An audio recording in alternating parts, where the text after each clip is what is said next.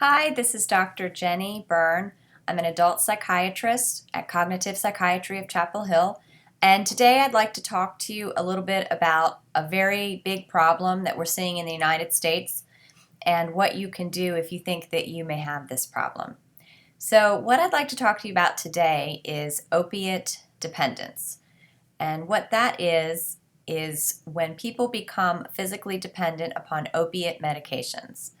And what happens typically is someone gets sick, maybe they have a surgery, they go to the hospital, then after they recover, they're given pain medications, things like Percocet, Vicodin, oxycodone, OxyContin, even morphine sometimes.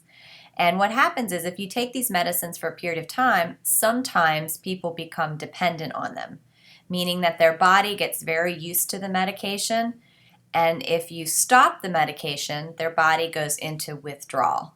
And the withdrawal from opiate medications can be quite painful and difficult to go through.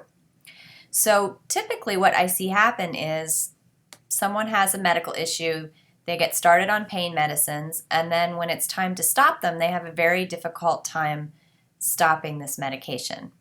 They go to their doctor, and after a while, the doctor says, I'm not going to prescribe you the medication anymore. You've had enough. And then the person runs out of their supply and they start to have withdrawal.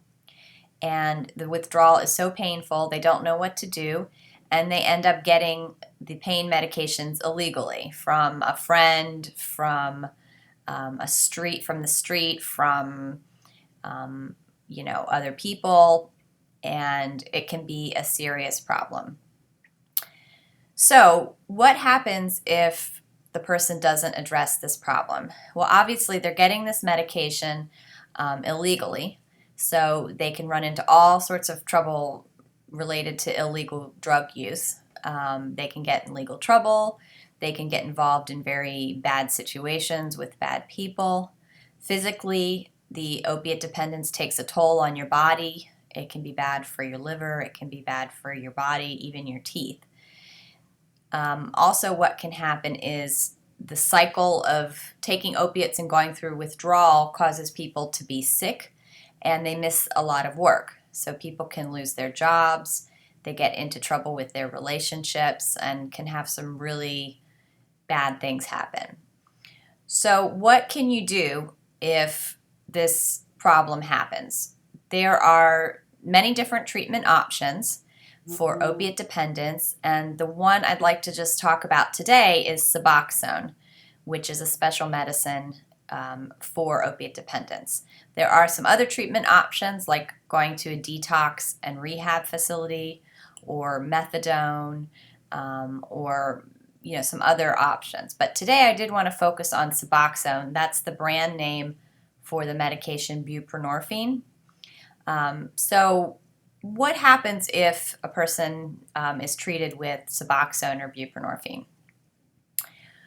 Only special doctors can prescribe this medication. So if a doctor is interested, they have to go through some special training and they have to get a special license from the DEA to enable them to prescribe this medicine. So if you would be getting Suboxone treatment or buprenorphine treatment, you would first need to find one of these doctors. And some parts of the country have more than others. Here in North Carolina, there aren't a lot, but there are certainly some doctors who are able to prescribe this medicine.